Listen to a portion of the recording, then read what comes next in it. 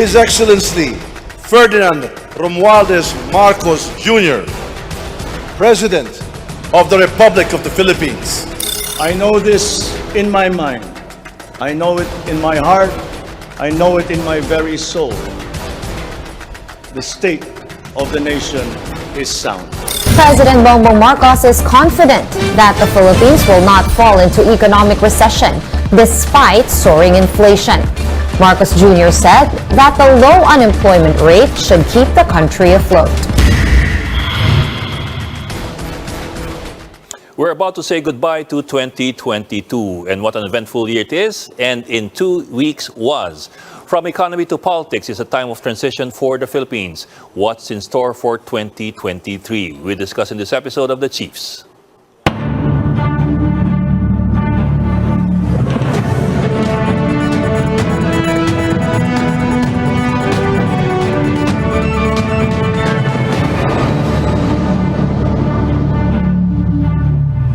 Welcome to this edition of The Chiefs. Ako po si Robbie Alampay.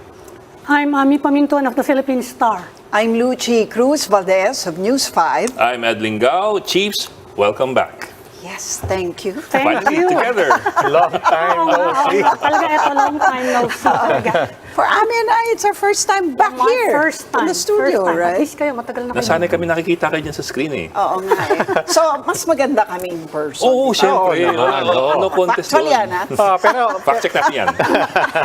Pero when you look back, di ba, parang hindi mo maisip yung dinaanan natin sa pandemya. Yes, sobra, Just to sobra. do it over Zoom. Noong una, hindi ko ma-imagine paano natin gagawin yun. I know. But we managed. In the beginning, di ba, parang ang daming mga dropouts, ang daming mga, nandiyan ka pa? Is he here? Tapos yung, Sino may... sir, nakamute po kayo. Hindi na nawala. Hanggang ngayon Hindi yan. nawala. Hanggang ngayon yan. But, May improvements. Ang dami, di ba? Parang tsaka naging techie tayo lahat. and not just on our side, Ako pati yung hindi. mga... Ikaw umuupo ka lang pero, doon eh. pero ikaw may Pansin ko tech nga support. eh. Ikaw may tech support. Kailangan mo ng tech support. Ako hindi. I became my own makeup artist, my Ayun, own yun. stylist, Oh, my own my own everything. hair. Ang dami mong budol sa online shopping bigla, no? Parang... Pati green screen, bumili ka. Yes. At pati eyeglasses ko. may blue Green screen ba yung gamit mo? Hindi. I tried it, but didn't work. But even, I mean, it wasn't just for us. Even for our guests, a lot of people had to. Yes. And actually, sometimes we have a good time with pagka tinitingnan natin yung mga guests. Nakikita, nagle-level up ang setup ng ating chief guest. Ang number one dyan, si Professor Guido. When you compare the first time, he appeared yung backdrop niya. Tapos lately, ay, salamat. Saka si Father Nick. Oh, si Father Nick. Nick. Father Nick. Father Nick Austriaco. Hindi, pero lagi naman yun yung UST. UST, yung oo. UST. Si Professor Guido ang talagang, anong backdrop nito? Si Father Nick naman kasi yung kanyang support is coming from ano eh. Yeah. Oo nga eh. Wala tayong laban doon. But it's good to finally be back, Yes. all together in the Yes. studio. Yes. And we will also have in studio our guests. Yes. And that's what we're going to be doing tonight. Our first topic, the economy. How did it fare in 2022? And how will it do in 2023? We're bringing in our first guest right after a quick break. The Chiefs will be right back.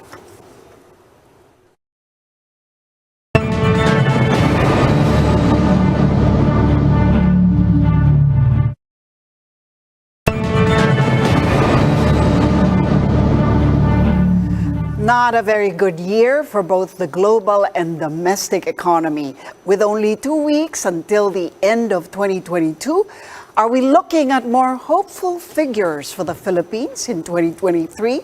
We ask Economist Jonathan Ravelas. Sir, welcome to the Chiefs. Hi. Our first guest in person, in studio, Finally. with all Finally. four of us here. Yeah. Okay. Yeah. First Thank question you. to you.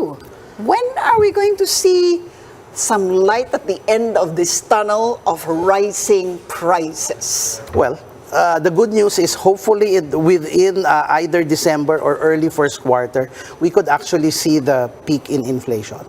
So, peak. So magpipeak So pa the ito. good news is tataas. Mauuntog na tayo. The good news is mauuntog na tayo. Mauuntog na tayo. Tama yan. So, I guess initially, it could be this Christmas. No? So, probably looking at closer to 9% by December. Or they could still overshoot to first quarter. So, hopefully by then, So magdo-double digit by January? hindi naman siguro. I think it will just hit close to 10%. And then, we should stabilize towards the second half of the year. And that's because Well, okay, here are the dark clouds. Let me just share the dark clouds first. Hindi pa po yun yung dark cloud. good news Hindi pa yun yung dark cloud. Nasa good news pa lang tayo. Oh, good news pala. No, pero kasi these are the reasons why inflation could remain sticky. This is something that we need to. One is that the geopolitical tensions between Russia and Ukraine are still there. So that will still, right now, oil prices have gone down. But if there is a colder winter, then definitely that can push oil prices higher. Kaya ko sinasabi na pwedeng mag-overshoot sa first quarter. We don't know. The second is eventually with China, this is the good news. China will reopen soon. They're going to take out all the curbs. So they're like people who are prisoners. Definitely they want to eat real food. They want to go out. So that will create that revenge spending that people are talking about, which here in the Philippines we're it's feeling. already begun. Yeah. So relate Yeah. tayo. We imagine what we went through. We imagine that happening now in China. Yes. So what will it bring us? It could bring another set of inflation. Remember, there are a lot of people. So their demand Yes, will also behind. create pent-up supply. And demand for more oil. Oo, lahat yan, kasali. So that can also create inflation to move higher. Diba? Kasi their demand will be much bigger.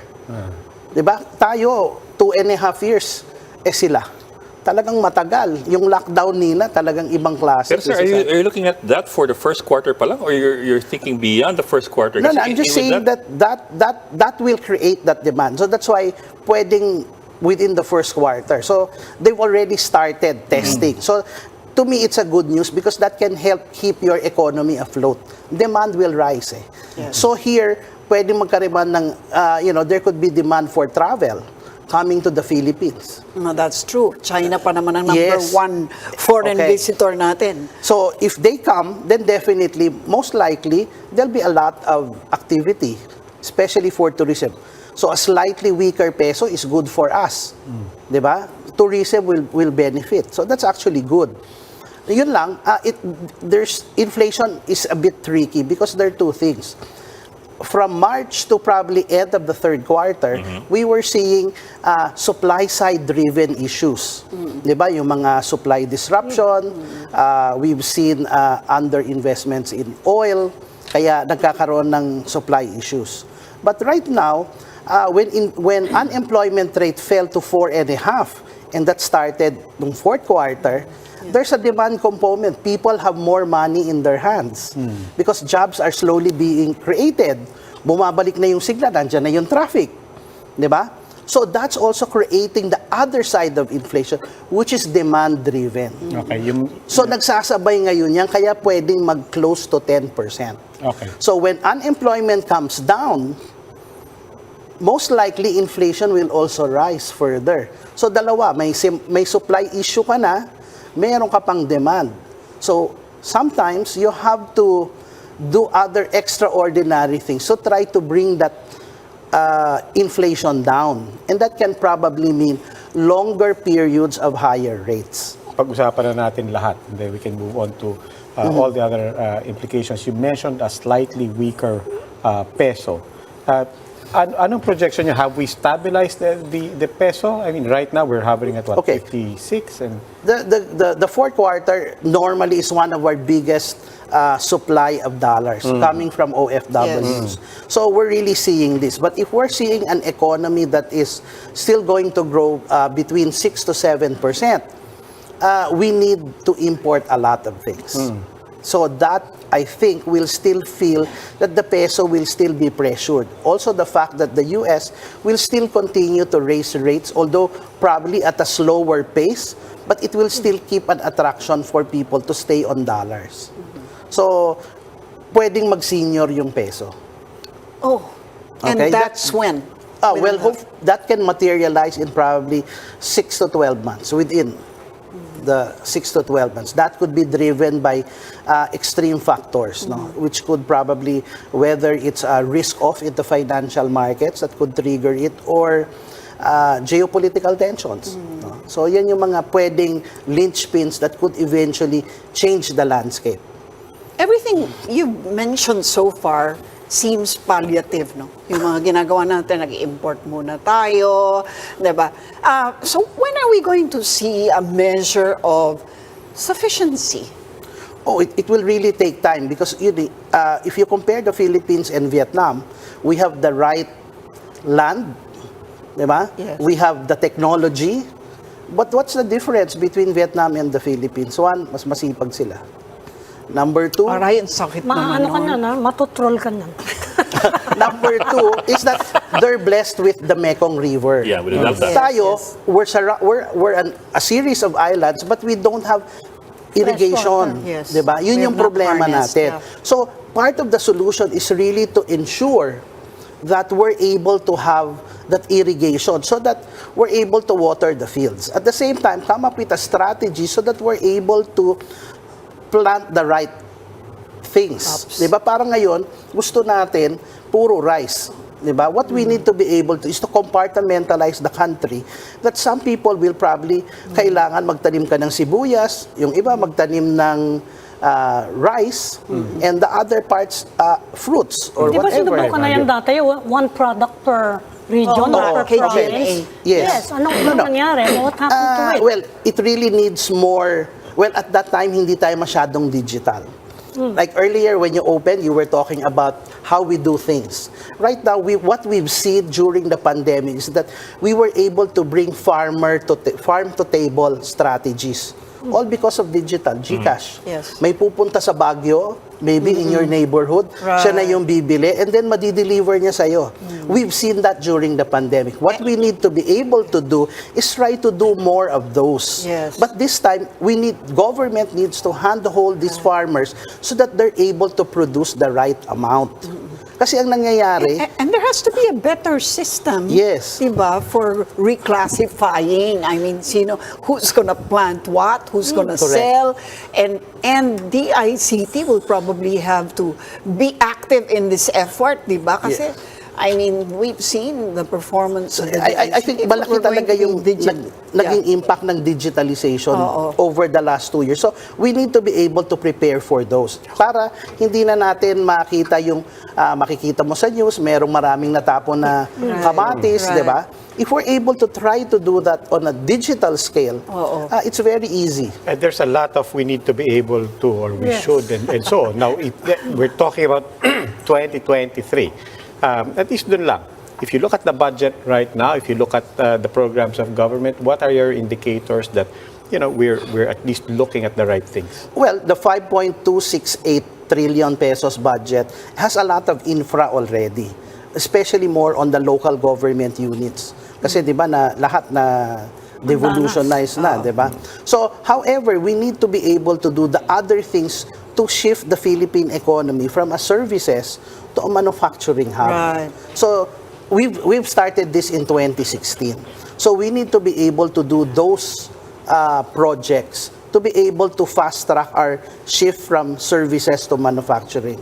So, yun yung mga kailangan natin gawin. Wala pa yung big-ticket items. Ano yan?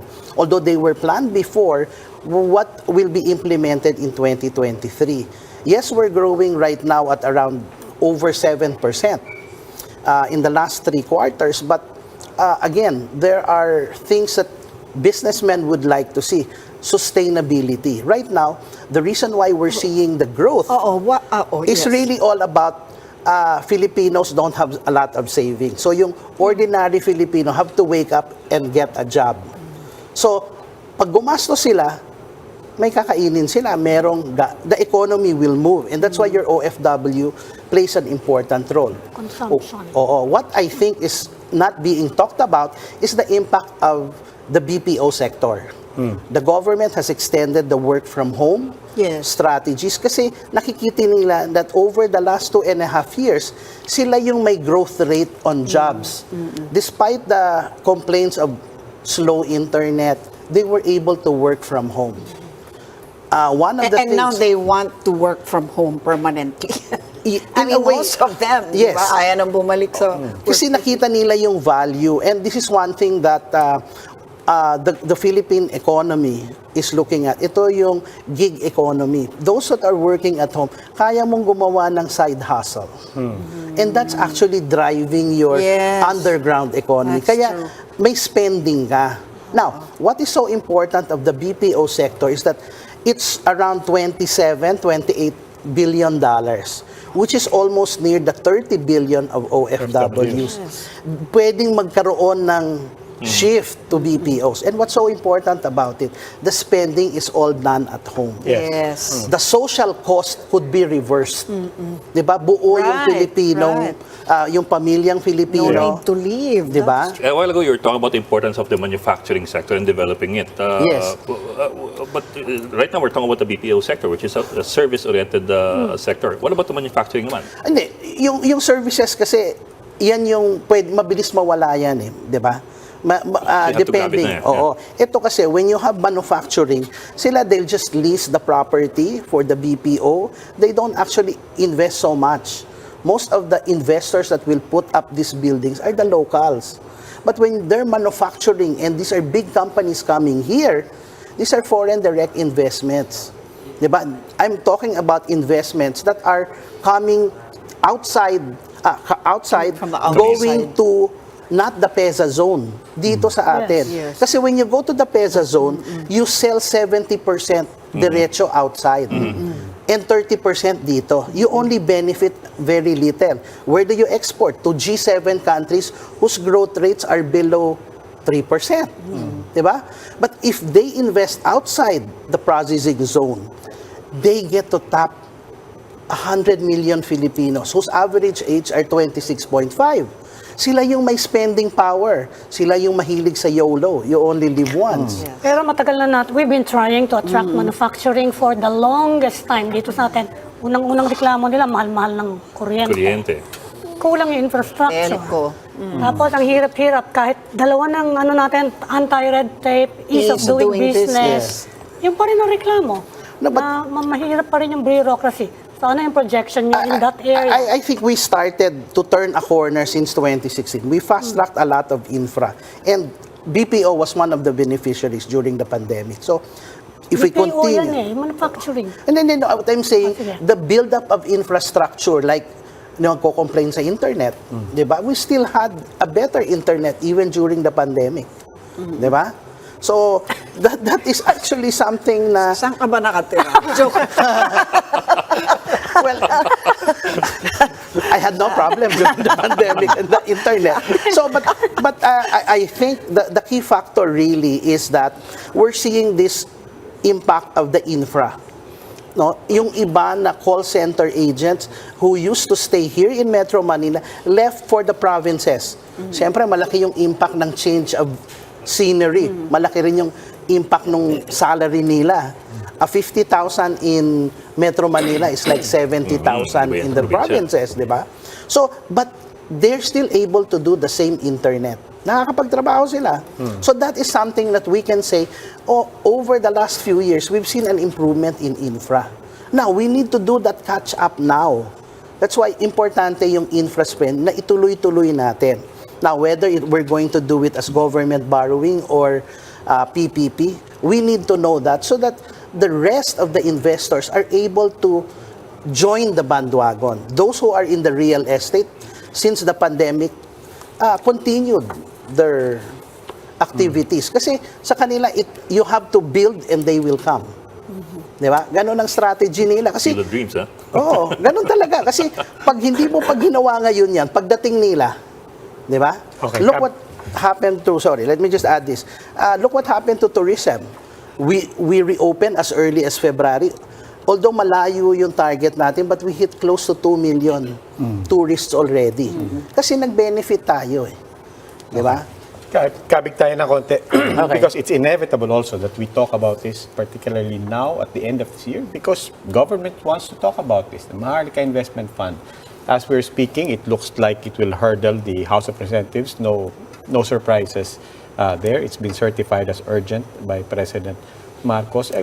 Your thoughts on this? First, on the level of, is this for us? I mean, given everything that you've laid down in our economy, in our fiscal standing, is this something that, kasi yun yung debate ng mga tao eh, di ba? Even those new to this concept, and we're not pretending we understand everything, but parang doon nag-uumpisa, hindi, pangmayaman na bayan yan, or hindi naman tayo mahirap on the other side. Where do we stand? Okay, I think that the first concept really is talking about the sovereign wealth fund eventually aids the country in trying to ensure that they're going to continue to grow at a certain speed.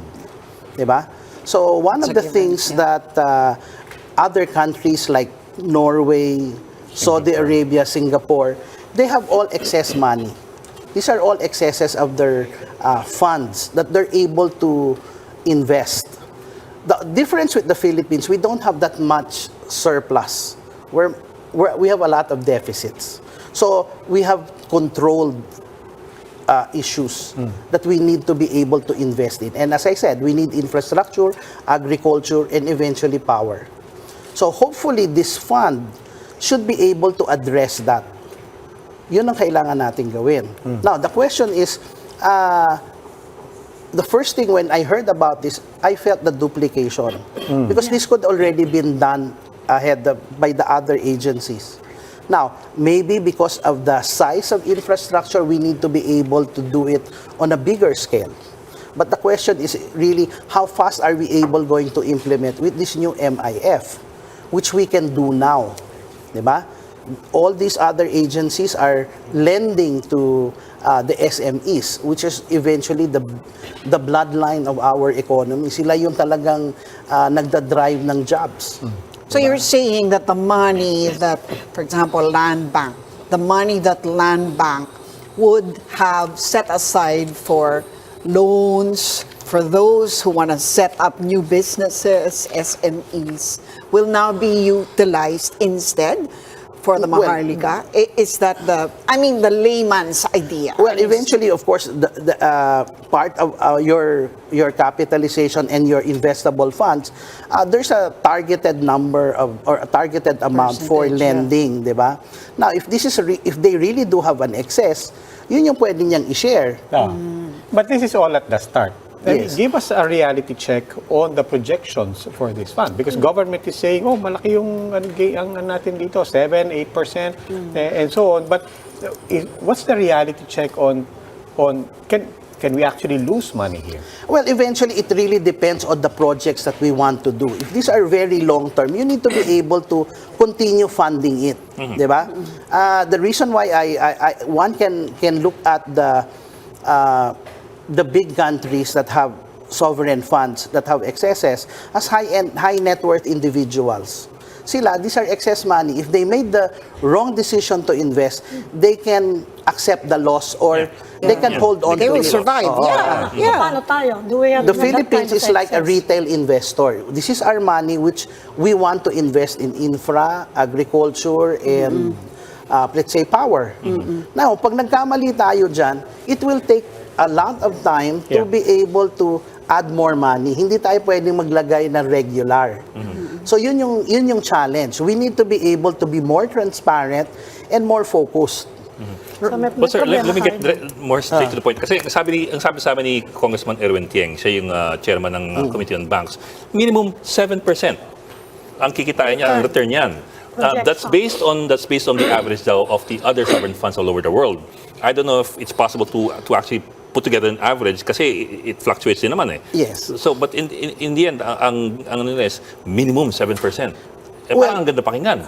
The 7%, I guess, is very ideal. No? If we invest in these utilities, there is a return on rate base. Diba? Na parang 10%. So kikita ka talaga if we're investing in this infra.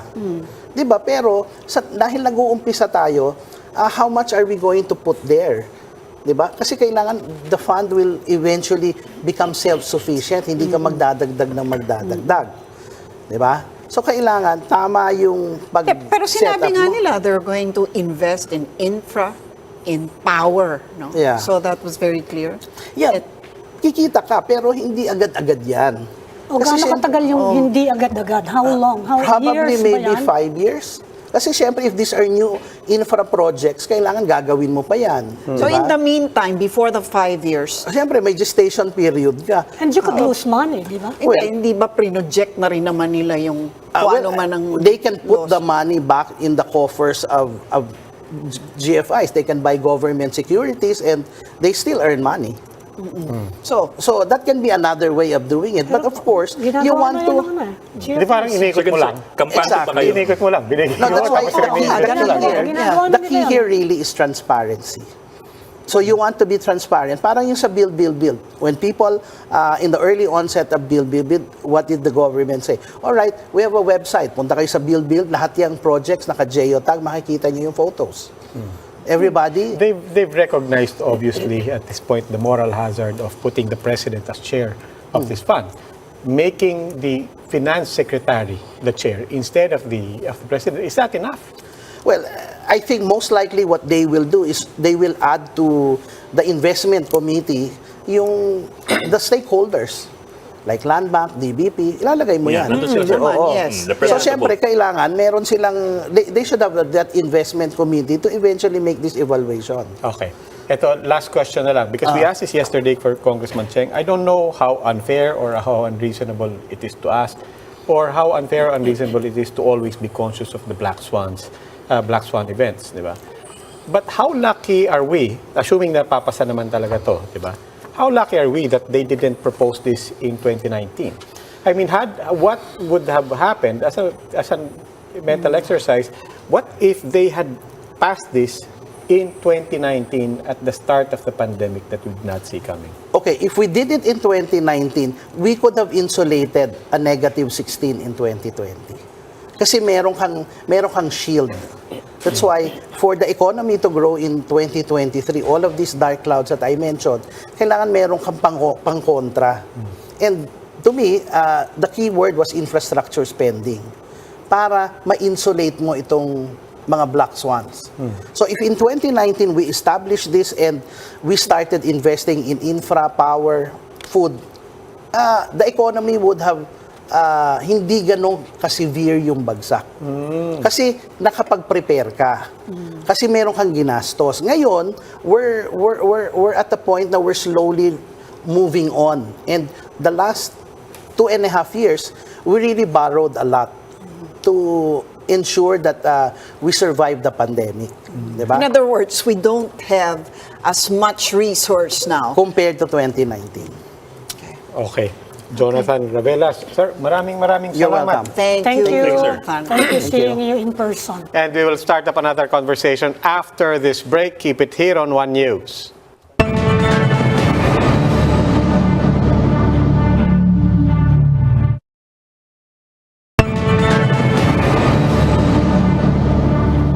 More than 6 months from polarizing elections, how has the return of a Marcos in Malacanang impacted the Filipino people? Let's hear it from geopolitical analyst Richard Heydarian. Yeah, may Richard, parang sorry. Targaryen, Game of Thrones. Yeah. Sorry ha. Ngayon lang kami I know.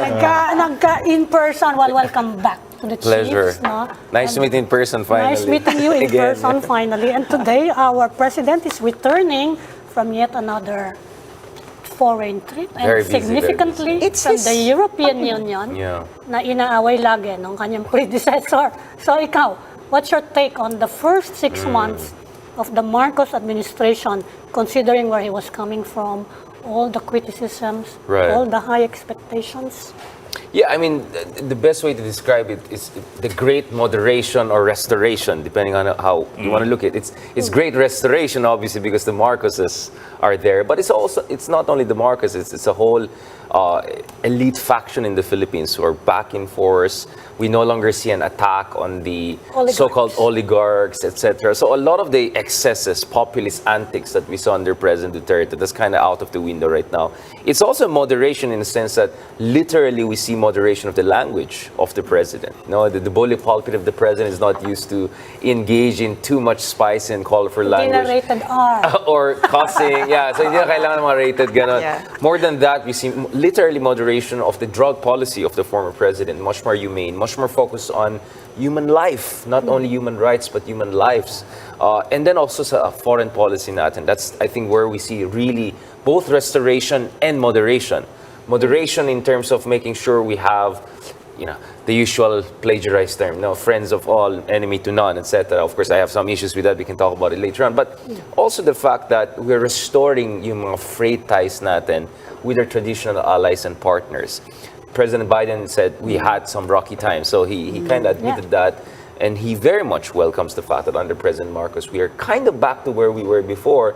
My contention is we're not exactly back to where we were before, but actually we can actually enter a new phase of even more expanded and accelerated relationship with the Americans, which is quite strange. So for me, a great restoration, great moderation, that's one way of putting the first 6 months. So in a way, alam ko nung parang election, pinagtatawanan yung term na unity, Yes, ng mga opposition. that was his theme. Parang it's so motherhood statement, it's so Yes. cliche. But in a way, I think the president, in fairness to him, tried to operationalize it, not perfectly, but somehow by going for the pinaka-mean of any policy to keep everyone happy. So keep the drug policy there so that the Duterte faction are happy, but not too aggressive so that the other side is happy. Be nice to America, but also be nice to the Chinese, right? So if he's doing that, now, of course, in 6 months, dahil honeymoon phase, dahil ang taas ng approval rating, dahil there's a bomb of unity, pag binyan natin siya, let's give him a chance, yung ganyan Philippine culture, I think he was able to make the most out of that special honeymoon period. But as you have always asked me, dito sa how sustainable that is, I think that's really going to be the question for next year. Kung mas-sustain itong unity politics, kumbaga, na nakikita natin, politic unity under President. Before we dive into each of those and before we leave President Duterte per se and concentrate on President Marcos, dun muna sa foreign policy, that recalibration of the relationship with the United States. Again, in fairness to President Duterte, how much of that recalibration, or at least the opportunity to rebalance, how much of that do we still need to credit to President Duterte? Yeah, I mean, I was kind of misunderstood as kind of President Duterte's supporter early on because I said we needed some shock in our alliance with the United States because I think they were taking us for granted. And we clearly saw that when Obama was here in 2014, dalawang beses siya tinanong ng mga kasama natin mga journalists, di ba? We know who these people are. Including si Roy Mabasay, I remember very much, di ba? Ka-Percy's brother. Are you gonna help us kung magkaroon ng giyera dyan sa West Philippines? And Obama went all over the place and talked about Canada and bunch of rocks. Kumbaga, everything wrong, he said there, right? But after Duterte, the Americans realized you cannot take the Philippines for granted anymore. So I think President Duterte raised very good questions and gave the shock that was necessary.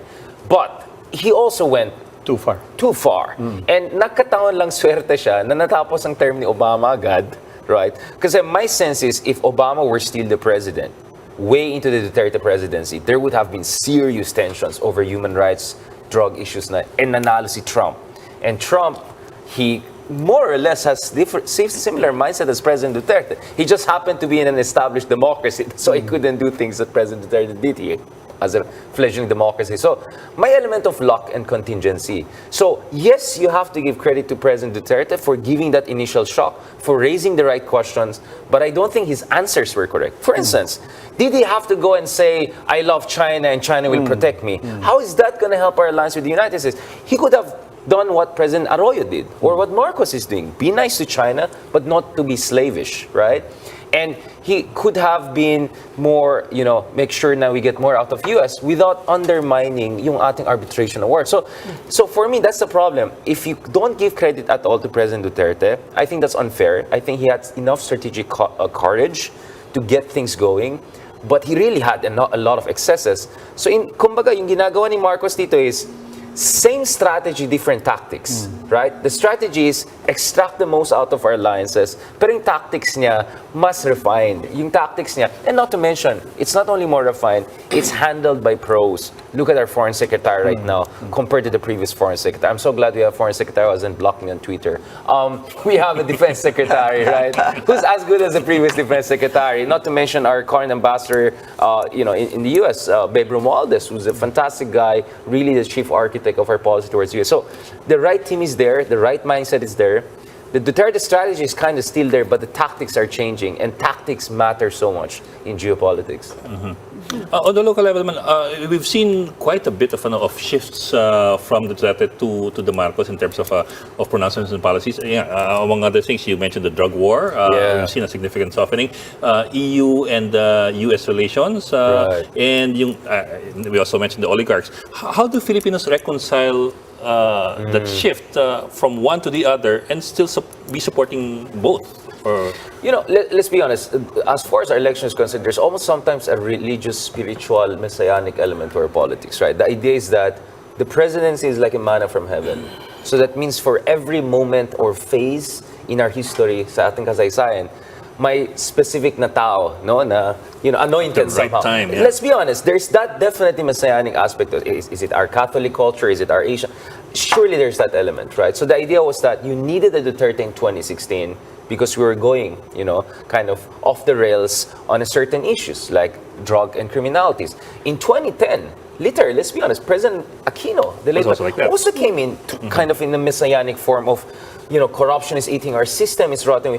And when Marcos came, the idea was after all the polarization, you need someone who kind of tones things down, a little bit brings moderation and all. And that's exactly what President Marcos is doing. So I think that's one element that we should, that's why I read sociologists and psychologists a lot, even though I'm a political scientist, because I think the political psychology is very important here to understand bakit ganun tao.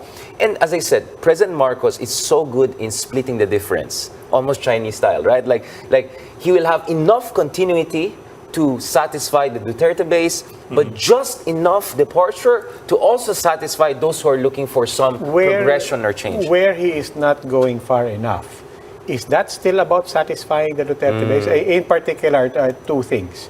Leila de Lima remaining in prison, that shouldn't be the problem of this administration, and yet they've chosen. I mean, how lucky is he that Senator Leila de Lima did not die on that day under his watch, di ba? I mean, he could have woken up that day and said, sinabi na hindi ko naman problema yan. That was really close. So that's the first thing. That was really close, And then on another front, approaching some kind of a retreat from the offensive against Rappler, in particular, parang a lot of people had identified these things as potentially low-hanging fruits to back out of. Diba? It's one thing less to hang around your neck. It signals very good things. You would have won a lot of points both domestically and internationally. But that's one of the things I'm wondering about. Is it still about, because clearly it's not in his agenda. Personally, but why is he allowing that to remain around his neck?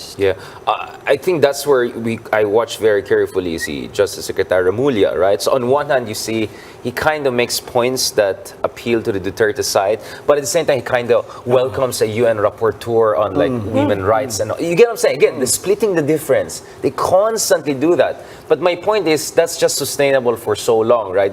At some point, the hammer should come down. You have to put really your finger on the scale in favor of certain position. But so far, I think, for instance, yung assassination ni Kapersi, I think you could see from the response of the administration, they realize, hey, like we have to show we're different on certain fronts, right? Immediately, look at it, you have 2 cabinet secretaries put in charge of the investigation. I'm not making a judgment on the efficacy of it, but at least in terms of projection, you have the DLG secretary and you have the Justice Secretary on top of an assassination case. So that means President Marcos recognizes that something has to be done. What I cannot judge, and I think it would be unfair for me to judge this early, is how performative versus substantive it is. Now, my hope is it's more substantive than performative. But my understanding is that the performative has to be there to begin with. Because if Marcos seemed like wala siyang pake, then he will be really in a problematic situation, especially with our friends in Europe and US who are welcoming Marcos as a breath of fresh air. He's not only nice to us, he's also more humane on many issues, right? On red tagging issue, on the drug issue, on human rights and democracy issues. So I think that's an important thing. But one thing we're forgetting is that the reason why you had another guest talking about economics. Yeah, I was going to ask you about that. Yes. Okay. That's all the well point. and good when Yeah. we're talking about issues in regard to the West Philippine Sea and so on and so forth. But when it comes to the more, the gut issues. Diba, yung malapit sa bituka, presyo.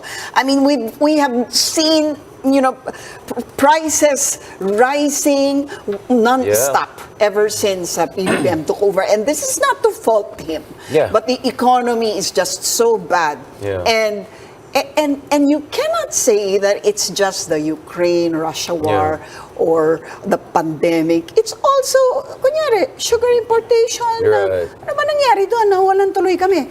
Sibuyas. Ano ba nangyari doon? Miscalculation.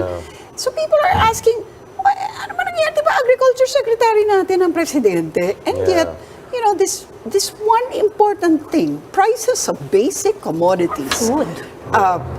It's not being addressed while he's going around doing ambassador Kaya nga, Lucy, jobs. di ba sinabi na last time, suspecha ko, one reason why had all this whole Maharlika Somerwell Fund was kind of to distract, To divert. potentially, right? Because, or not necessarily distract, but to say, may ginagawa kami something. kasi kailangan namin kumita di ba?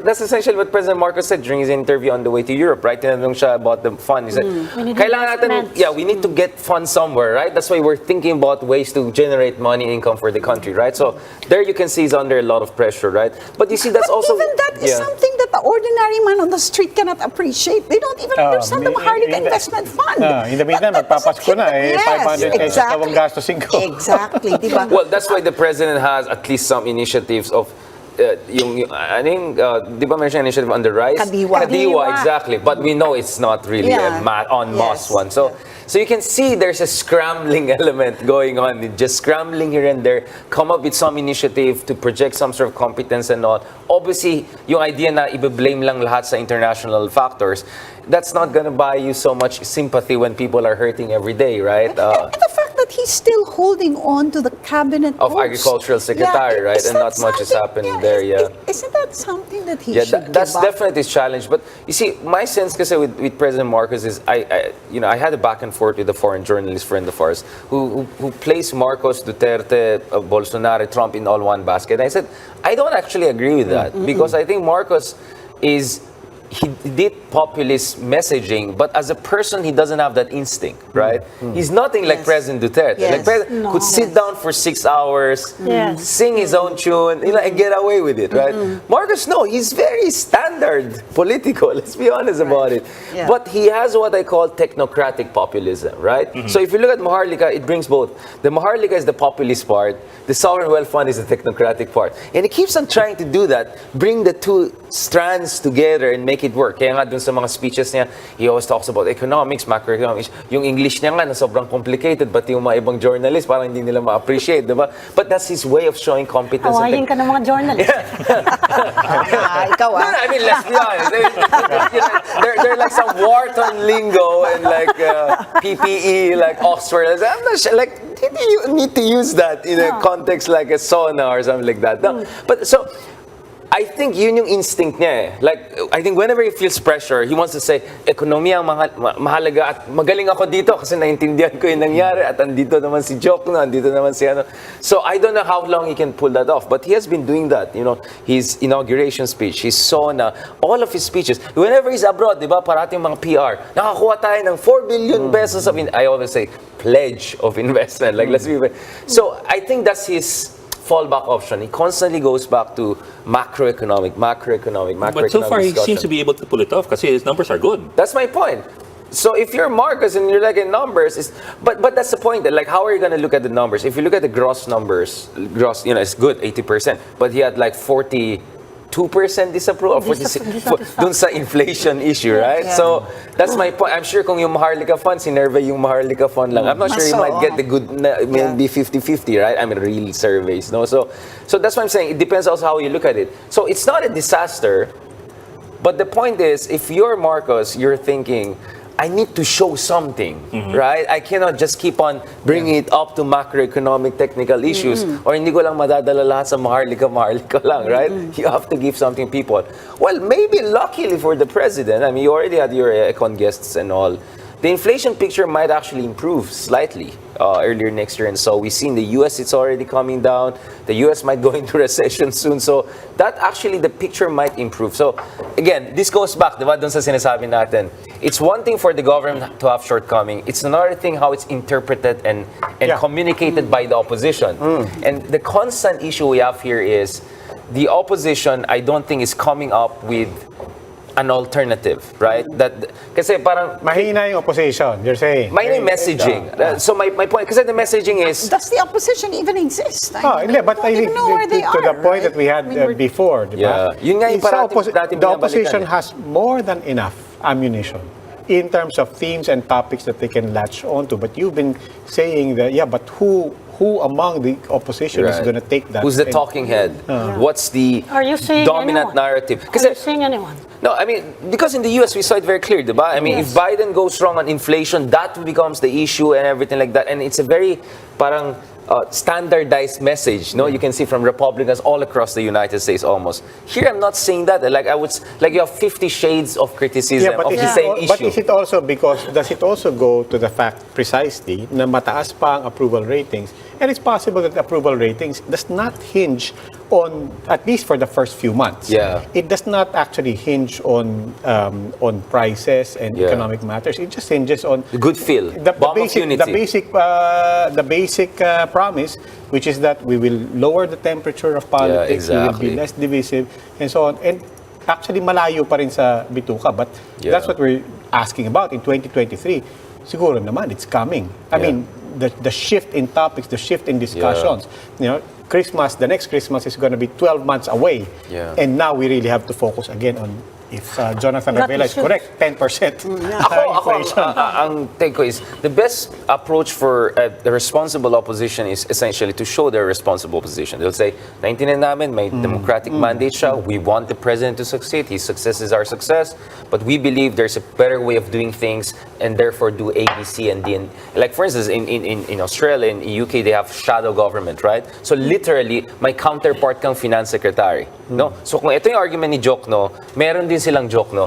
So hindi lang isang tao, no? Hindi lang shadow. You know what I'm saying? You need a shadow opposition. Literally, may counterpoint to everything they say, and hindi lang siya banat. Kasi ang problema sa atin, banat lang eh. But people want more than banat, especially when talking about issues where kasi gets ng tao eh. Banat doesn't feed you also eh. The same way that incompetence doesn't feed you. But who can galvanize? So for example, diba, sa Maharlika, we only had Paul Das at the start, and then we lost him na after because nag-revise yung version. Biglang ano na rin siya, diba? In the Senate, it's always just Coco and Risa. And when they were talking about the confidential funds, diba, alam naman nating lahat na, oo naman, ang lakas ng point, but nobody was listening. And what kind of stand could they have made that would have, galvanized some support? Not only that, I have to add, not just the lonely figure of Paul Dasa, who eventually supports na rin. But I think we also have to say, I mean, the dismay of people to say, what does Stella Kimbo have to say about this? And then they realize, wait, Shine, kasama siya sa mga sponsors. Sa kabila na, exactly. So there was, precisely, again to your point, there was nobody representing the opposition. I think on social media and among the population, you could feel everybody was asking the same question. Exactly. But nobody was capturing that and crafting a message for the opposition. Kaya yung shadow government would make sense. That that would have made sense. Yeah. opposition Shadow government to ng speak NPA. of. Medyo shadow state na yan. Baka Dark na yun, but you get what dark I'm na saying? yun. Like, the opposition needs one credible talking point for a certain issue on agriculture. Kasi kung isa lang magsalita sa lahat, obviously no one is good in all of that, right? Of course, we try to pretend we're good in every... But, like, for instance, sa agriculture, sinong competent na more with the opposition side na pwede magsabi? Pwede dating agricultural secretary, someone who has an expertise. Obviously, Balisacan is now in the government. But, you know, someone like Balisacan who's not in the government, right? Think about it that way. Someone on foreign policy. So, you get what I'm saying? Kasi kung lahat na lang si Risa Ontiveros lang, it doesn't have that kind of gravitas, right? Or if lahat si Lenny. But let's be honest, my other issue is 15 million people voted for Lenny. A lot of them are passionate supporters of Lenny. But I don't see marching Were they? orders. Yeah. I don't see the marching orders. Or for instance, if Riza Ontiveros is now the de facto leader, I don't see the transfer of support. I can see that online, right? You say something slightly critical of Lenny, alam ko na yung response. You say something about Riza, I don't see that kind of response and support. I've been saying this since July, I think when we were having these shows, that Lenny kind of symbolically passed the baton, no, to Riza. But I didn't see the passing baton of the movement, the organization, the support base. So kaya nga, to be honest, I didn't hear Riza as much because it's not being as publicized and echoed online.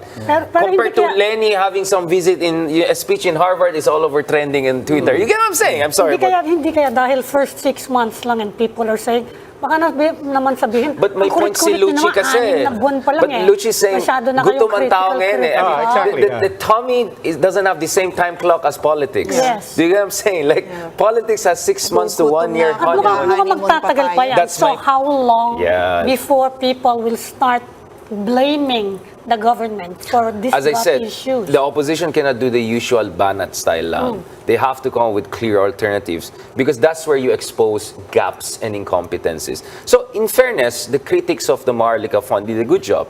They didn't say outright, walang kwenta to, di ba? Ang sinabi nila, bakit dito mo yung sinurse? Bakit ganito yung timing? Bakit ganito? So, the government had to respond. Namin Kasi naman, di ba? if you're good Namin opposition, you nudge the government to be more competent. You're not there to displace the government, overthrow the government. Yun ang hindi naintindihan ng tao ng iba eh, na the job of the opposition is not just to replace the government, it's actually to encourage the better angels of the nature of a government. So if you're a good opposition, you make sensible criticisms that always nudge the president in the right direction on any major It's issue. a good point because on the one hand, it was very, very organic. People were speaking out on The their Maharlika own, one. on the Yeah, Maharlika yeah. Fund. And then at the same time, once they had opinion leaders and thought leaders ahead of them, these were not politicians. Yes. Yeah. These were the academics, these were the Jurists, technocrats, these were economists, economists, the bankers, and so on. It was the private sector even speaking out, and it was not a political opposition. No, it was not. Yeah, it was. But the political opposition was trying to ride it, right, by trying to demonize the whole thing sometimes, right? Which I felt is like, this is not the constructive way forward. Now, my sense is that there are some talking heads from the opposition who I don't think are doing justice to what a good opposition is supposed to be by just attacking anything that has Marcos next to it. So anything that is being passed by the administration is supposed to be wrong, that you're not going to give credit on any front. Now, for instance, I said, maybe we have to give some credit to Bangko Sentral and Department of Finance for sending the right signals. Kaya yung peso ngayon, 54 na lang. It could have been 64, 65 if we didn't make some big moves in October. I'm not talking about December, I'm talking October. No? So, yun nga yung point ko, I think this is a good time because you have a very popular president with very strong mandate, but at the same time, not the most competent president in the world, right? He's not perfect, right? So he's going to have some mistakes. I think the best thing for opposition to do is to criticize, but in a responsible way, in a constructive way, and I think the idea of a shadow government makes sense. We are not a parliamentary system, I understand that. But I think the opposition has to have talking. It's like Justice Carpio could be the guy who's more on issues relating to sovereignty and West Philippine Sea. Given na yan, di ba? And then, well, Kimbo, obviously, we saw her position in Maharlika. But someone like Stella Kimbo, who has both political savvy and at the same time technocratic credentials to say something on economic issue. I need to hear someone on agriculture issue. Sinong economist na magaling sa agrikultura or businessman na magaling na pwede magsalita dito sa issue na ito? Something on national security. You get what I'm saying? Because what we want to happen eventually here is hindi personality-based politics lang, but issue-driven national discourse. And what I'm glad is look at it, 60% of our conversation at least was issue-based, right? Which is, I think, is an improvement, but we want to see that more outside. And we want to see that reflected also in how opposition criticizes the government. But they also need to be organized. I mean, it's not just, isolated voices. You're talking the opposition. Yes. Yeah, exactly. Yeah, That's why you need to consolidate it, shadow government. But yun nga point ko, who is the leader of the opposition now? Because I don't believe in horizontal, all of this nonsense about, okay, I always say, show me a single revolution or movement that worked without leadership. Show me one. None. But I can give you in history thousands of movements because leadership matters. So as much as I agree we have to have solidarity, networks and all, there has to be a face to a movement. People have to put a face to a movement. And for me, just losing in one election should not necessarily say tapos ng laban. They've lost 2 elections, actually. But 2 different people lost it, right? No, I mean in the midterms and... Oh, well, actually 3, right? Because it was 2016 now. 3 na, actually. So maybe they really need a new leader, or their leader has to make some big move and big We have changes. another election coming up in 2.5 years. Or doesn't that just basically create space for somebody to just... Because No, I was let's going face to it, ask we're you, talking about- Sara Duterte. I mean, where is she now? 6 months after being elected. Yeah, we should have talked about her, right?